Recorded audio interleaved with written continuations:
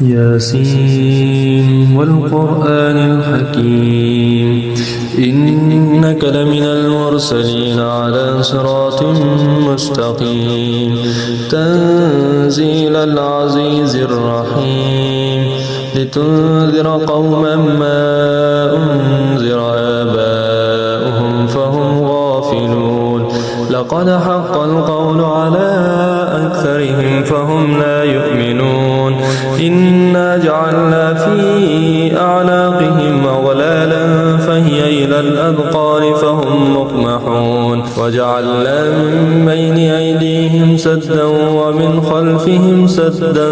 فأغشيناهم فهم لا يبصرون وسواء عليهم أأنذرتهم أم لم تنذرهم لا يؤمنون إنما تنذر من اتبع الذكر وخشي الرحمن بالغيب فبشره بمغفرة وأجر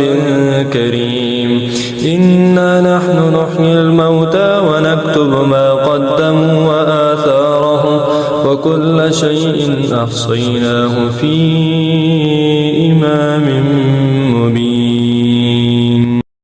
واضرب لهم مثلا أصحاب القرية إذ جاءها المرسلون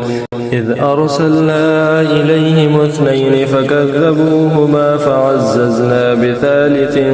فقالوا إنا إليكم مرسلون قالوا ما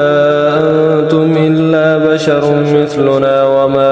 أنزل الرحمن من شيء إن أنتم إلا تكذبون قالوا ربنا يعلم إنا إليكم لمرسلون وما علينا إلا البلاغ المبين قالوا إنا تطيرنا بكم لئن لم تنتهوا لنرجمنكم وليمسنكم منا عذاب أليم قالوا طائركم معكم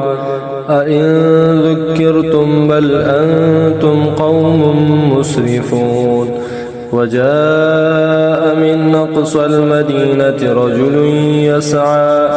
قال يا قوم اتبعوا المرسلين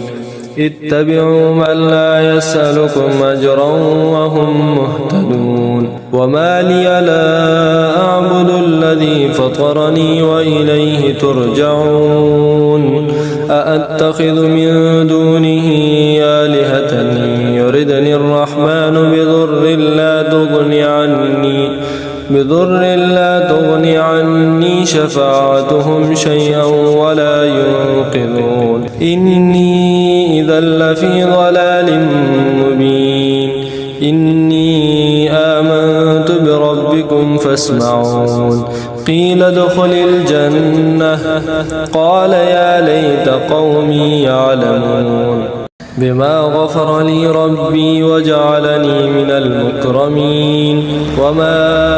أنزلنا على قومه من بعده من جند من السماء وما كنا منزلين إن كانت إلا صيحة واحدة فإذا هم خامدون يا حسرة على العباد ما يأتيهم من رسول إلا كانوا به يستهزئون ألم يروا كم أهلكنا قبلهم من القرون أنهم إليهم لا يرجعون وإن كل لما جميع لدينا محضرون